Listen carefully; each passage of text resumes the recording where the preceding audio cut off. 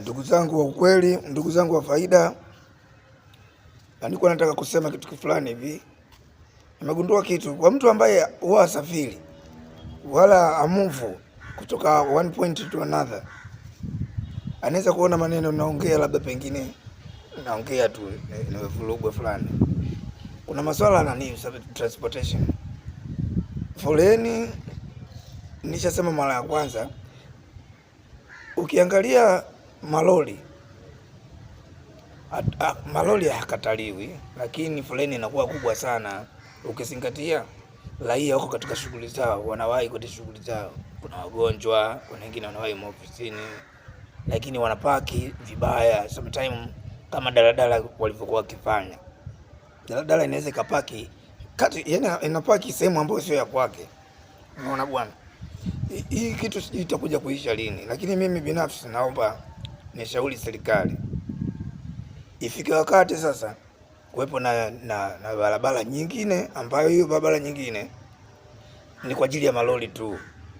Hii barabara zingine ambazo sisi tunasafiri kila siku kwa kutumia mabasi na hizi gari ndogo, ifike wakati sasa na sisi tuwe tunawahi kufika huko tunapokwenda, kwa sababu foleni zinakuwa nyingi. Kwa hiyo mtu anakuwa unashindwa kuelewa jinsi ya kupaki, parking zao kuanzia malori, daladala, parking zinasumbua.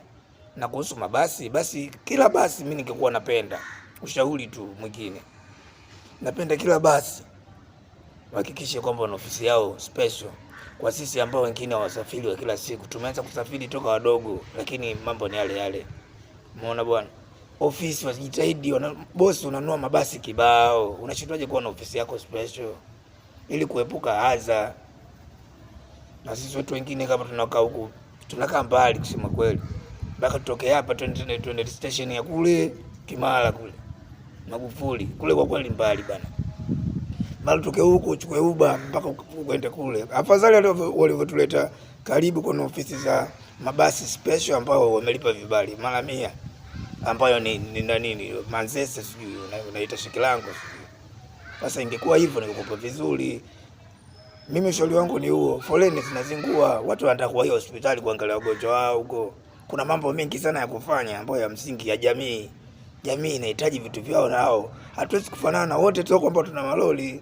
Tunaweza tukawa hatukatai malori, lakini mfumo wenyewe ubadilishwe. Wawepo na barabara yao special, itakuwa poa. Kwa sababu tunayaona haya. Asanteni sana. Mimi maono yangu ni haya, kwa sababu mtembezi, mimi natembea toka mdogo, kwa hiyo najua hasa watu wanapolalamika. Mimi nasikizaga watu tu jinsi wanapolalamika. Poleni jamani, kama huku kwetu Mbagala huku na viongozi watatumaliza sana. Hao wale nani yao watatutengua, wane malori yao. Haya ni hayo tu wanangu.